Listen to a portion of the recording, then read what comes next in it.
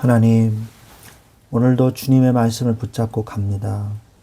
우리가 우리의 자녀들을 제대로 돌보지 못하는 연약한 자들이오나 주여 주께서 오늘 말씀을 붙잡고 기도하면서 하나님이 자녀들을 돌보시고 우리가 그 심부름을 잘 할 수 있도록 힘을 얻는 귀한 시간들이 되게 하여 주시옵소서.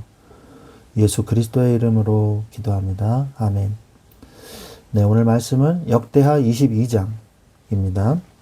역대하 22장 3절, 4절 말씀 두 절을 보도록 하겠습니다. 22장 3절, 4절. 아하시야도 아합의 길로 행하였으니 이는 그의 어머니가 꾀어 악을 행하게 하였음이라. 그의 아버지가 죽은 후에 그가 패망하게 하는 아합의 집의 가르침을 따라 여호와 보시기에 아합의 집같이 악을 행하였더라. 아멘. 네.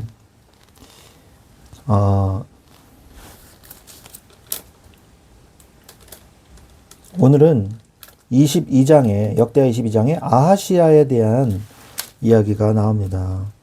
여호람 왕은 그렇게 비참하게 최후를 맞이하고 여호람의 이 남겨진 하나밖에 없는 아들, 다 잡혀가고 한 명밖에 안 남았죠. 그 아들이 왕이 되는 거죠. 아하시야는 그런데 악한 어머니 아달랴의 가르침을 받아서 아합의 집처럼 악을 행하다가 1년이라는 짧은 통치 끝에 비참한 죽음을 맞이합니다. 누구에 의해서요? 이 예후의 칼에 의해서. 아하시야가 북이스라엘의 요람 왕을 방문했다가 아합의 집을 심판하기 위해 하나님이 세우신 예후의 칼에 유다의 방백들과 함께 죽임을 당합니다. 아들 아하시야가 죽자 아달랴, 어머니 아달랴는 갑자기 다윗 왕가의 씨를 모두 진멸해요. 자기 손주들까지 다 죽입니다. 그래서 스스로 여왕이 되어 6년간 유다를 다스립니다. 그러나 요아스 이 왕자는 고모에 의해서 구출되게 되죠. 이 내용을 우리가 이제 전체 내용인데 우리가 눈여겨봐야 될 것은 아하시야 왕은요, 유다의 왕이잖아요. 그런데 그의 삶을 조종한 것은 아합의 딸이자 그의 어머니인 아달랴의 악한 가르침이었습니다. 이 부모의 잘못된 영향력은 한 사람의 인생뿐만 아니라 한 나라 전체를 파멸로 이끌었어요. 이 비극적인 역사는 우리에게 다음 세대를 향한 부모의 영적 책임이 얼마나 막중한지를 경고하고 있는 것입니다. 이 아달랴와 아하시야 왕을 좀 더 보면은 아달랴 왕은요, 아합을 망하는 길로 이 아들을 망하는 길로 인도했어요. 그리고 아들 인생의 악한 조언자가 되었어요. 역대하 22장 3절에 보니까 이는 그의 어머니가 꾀어 악을 행하게 하였습니다. 그의 아버지가 죽은 후에 그의 아버지의 집의 가르침을 따라 여호와 보시기에 악을 행하였으니 아합의 집은 그의 멸망이 되는 조언자가 되며. 그래서 아하시야는 그 영향을 받고요, 어머니의 꾀를 따라 악을 행했습니다. 그리고 아합의 집의 가르침을 따라서 여호와 앞에서 악을 행했어요. 참 너무 유다 왕국이 북이스라엘화 된 거예요. 다 장악을 해버린 거죠. 결국 하나님의 심판이 임하게 됩니다. 아합의 가문의 집을 씨를 말려라. 하나님께서 예후에게 명령하십니다. 그래서 이제 그 북이스라엘도 왕조가 바뀌게 되죠. 예후로. 예후를 통한 아합 가문이 이제 심판을 받게 됩니다. 그래서 아합의 집을 멸하기 위해서 기름 부음을 받았어요. 예후가. 열왕기하 9장 7절에 너는 네 주 아합의 집을 치라. 내가 나의 종 곧 선지자들의 피와 여호와의 종들의 피를 이세벨에게 갚아주리라. 자, 그래서 아합의 집과 교제한 아하시야도 함께 죽임을 당하죠. 사실은 아하시야도 어떻게 보면 뭐예요? 아합 왕의 외손주 아닙니까? 외손주. 그래서 씨가 말리게 된 거예요. 역대하 22장 8절에 보니까 예후로 하여금 아합의 집을 심판하게 하실 때 유다 방백들과 아하시아의 형제들의 아들들 곧 아하시아를 섬기는 자들을 만나서 죽였고 결국 죽임을 당하죠. 그러자 아달랴가 어떻게 해야 됩니까? 그러면은 예후가 우리 아들을 죽였구나, 이 원수, 이렇게 해야 되잖아요. 근데 오히려 예후를 공격한 게 아니고요, 하나님의 심판을 모르고요, 잔인한 살인을 시작을 했어요. 모든 아들과 이 손주까지 죽이고요, 6년 동안 자기가 섭정을 하기 시작했어요. 그러다가 결국 역대하 23장에 보면 결국 이제 6년 동안 하다가 끝을 맺게 되죠. 죽게 되죠. 우리는 오늘 이 사건을 보면서 자녀에게 뭘 가르쳐야 될까?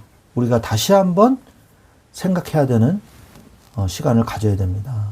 자녀에게 성경을 가르치셔야 돼요.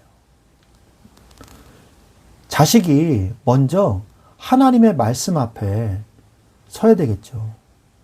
하지만 그거보다 먼저 부모가 하나님의 말씀 앞에 서야 되는 것이 더 중요합니다.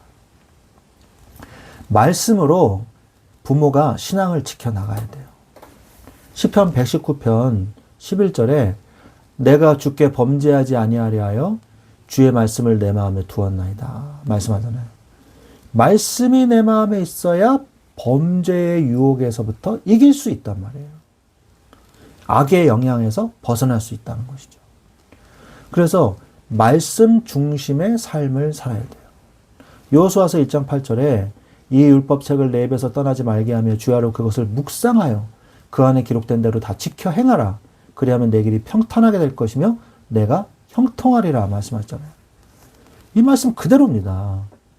말씀을 떠나지 말게 하고 밤낮으로 묵상하며 그 말씀대로 살려고 애쓰세요. 그게 하나님을 사랑하는 방법이에요. 디모데의 부모와 같은 응답을 받으십시오. 디모데는 혼혈이었죠. 그런데 믿음의 이 부모가 있었단 말이에요. 거짓 없는 믿음을 유산으로 물려받았어요. 디모데후서 1장 5절 보니까 이는 내 속에 거짓이 없는 믿음이 있음을 생각함이라. 이 믿음은 먼저 네 외조모 로이스와 네 어머니 유니게에 속해 있더니 네 속에도 있는 줄을 확신하노라. 어머니와 할머니가 믿음의 신앙의 사람이었던 거예요. 성경에 기록될 정도로. 그래서 그 어머니가 믿음을 그에게 각인시켜 준 거예요. 성경을. 디모데후서 3장 15절은 너무 유명한 말씀이잖아요. 네가 또 어려서부터 성경을 알았나니 성경은 너로 하여금 그리스도 예수 안에 있는 믿음으로 말미암아 구원에 이르는 지혜가 있게 하느니라. 어려서부터 성경을 가르쳤다고 기록이 돼 있죠. 우리는 또 나쁜 것도 기억해야 돼요. 무슨 말이냐? 아달랴의 최후도 우리는 기억을 해야 됩니다.